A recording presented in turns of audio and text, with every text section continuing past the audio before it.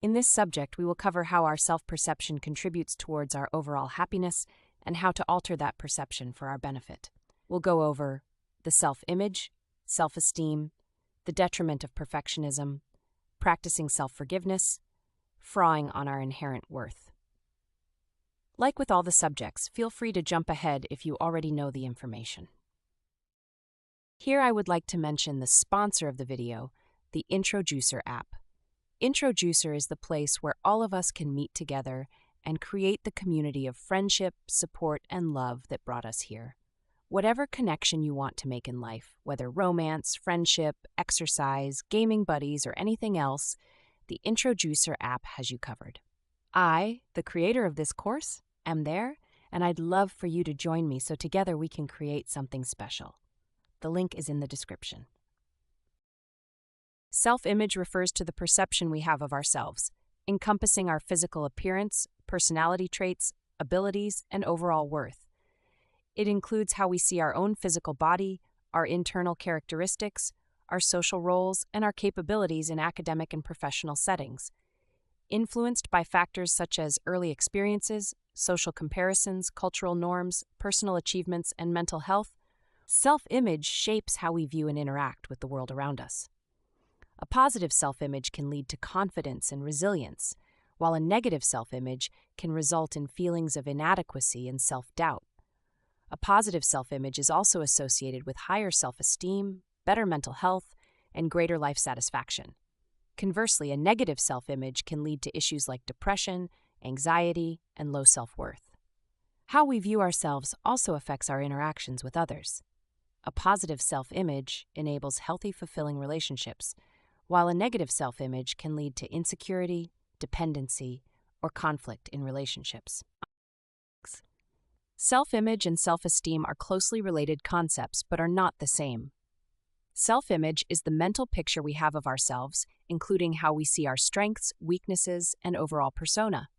In contrast, self-esteem is the emotional evaluation of that self-image. It reflects how much value we place on ourselves and how much we like or approve of who we are. In essence, self-esteem is the emotional component that stems from our self-image. A positive self-image generally leads to high self-esteem, fostering confidence and self-acceptance, whereas a negative self-image often results in low self-esteem, leading to self-criticism and insecurity. Thus, improving our self-image through positive reinforcement and challenging negative thoughts can enhance our self-esteem and overall well-being. Here are some evidence-based ways to improve your self-esteem. 1. Recognize situations that affect self-esteem. Identify the situations that seem to deflate your self-esteem. These could be a work or school presentation, a crisis at work or home, a challenge with a spouse, loved one, coworker, or other close contact, or a change in roles or life events. 2. Become aware of thoughts and beliefs. Notice your thoughts about the situations that affect your self-esteem. This includes what you tell yourself, self-talk, and how you view the situations. Challenge negative thinking patterns. 3. Challenge negative thinking. Your initial thoughts might not be the only way to view a situation. Ask yourself whether your view is in line with facts and logic. 4. Adjust your thoughts and beliefs. Replace negative or untrue thoughts with positive, accurate thoughts. Did you notice how these are the same steps we learnt back at the beginning of the course? Improving self-esteem is a process that takes time. Celebrate small victories along the way and consider seeking help from a mental health professional if you're struggling with low self-esteem. Perfectionism is a concept shaped by societal norms and expectations. Many of us internalize the unrealistic idea that we need to be perfect. However, true happiness and fulfillment come from embracing our imperfections and celebrating our individuality. Our self-esteem and self-image are influenced by social interactions. Without society, we wouldn't have a separate sense of self to compare with others, and thus wouldn't feel inadequate for not meeting certain standards. Improving self-esteem involves forgiving ourselves for not meeting these unrealistic expectations and valuing effort over outcome. It's about appreciating what we have rather than focusing on what we lack. In a previous lesson, we learned to forgive others. Now we turn that forgiveness inward. Learning to forgive ourselves for our imperfections is crucial for building healthy self-esteem. No one is truly perfect, and recognizing this helps us focus on our positive qualities instead of fixating on the negatives. What irrational beliefs do you hold about your self-image? What thoughts have been influenced by societal expectations and comparisons to others? Forgive these parts of yourself. Recognize that you had no control over many aspects of your life, such as where or to whom you were born, your genes, and your early formative years. Learn to love what you consider your negatives as unique aspects that make you who you are. Make a list of everything you like about yourself. Is it something about your appearance, your personality, decisions you have made in the past, accomplishments, or good deeds? Get thinking. If you have trouble thinking of anything, talk to your loved ones and see what gems they can give you. Now, this list is going to become your best friend. You're going to want to hold on to it and keep it close. A good idea is to keep it on your phone, for example. Whenever you start to doubt yourself or feel inadequate, return to this list and remember all your good points. Eventually, you'll have the list on the top of your head, which is what we want. This should also be a living list, to grow whenever you need it. If something comes to you throughout the day or you have a win, add it to the list. This is your soul's oxygen. Good? Great. Once you've done that, it's time to make a second list. This one is definitely not to take around with you, but it might be helpful to store it away somewhere private for reference later.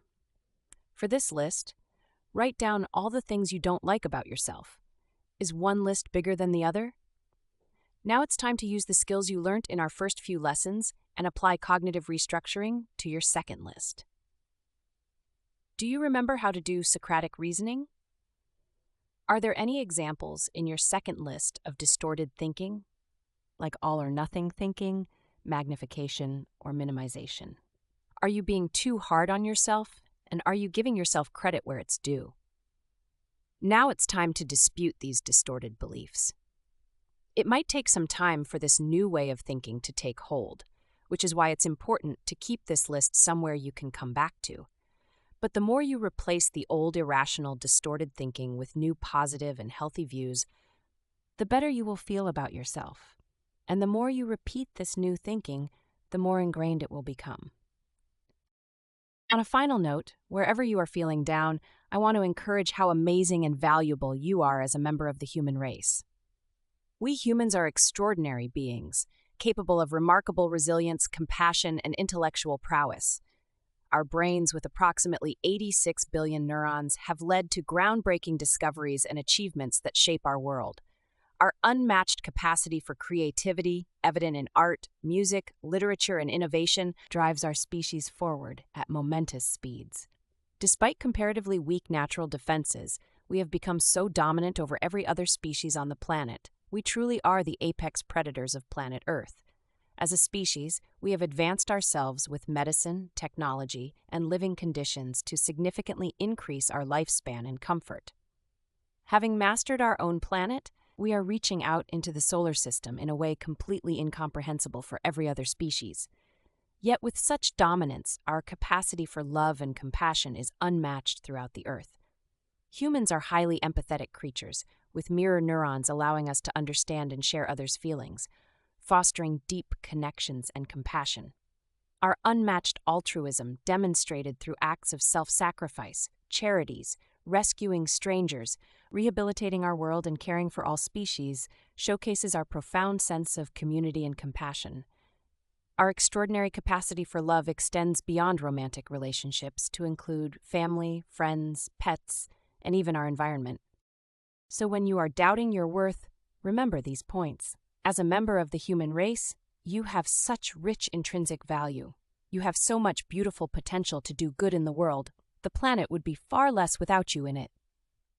Finally, although this course is free for you, it was not free to get it to you. If I have helped you, all I ask is to think about supporting me with a small donation to my Patreon account or grabbing my Happiness Handbook on Amazon. The links are in the description. Your help allows me to continue creating these courses, reaching others, and spreading the joy in every language.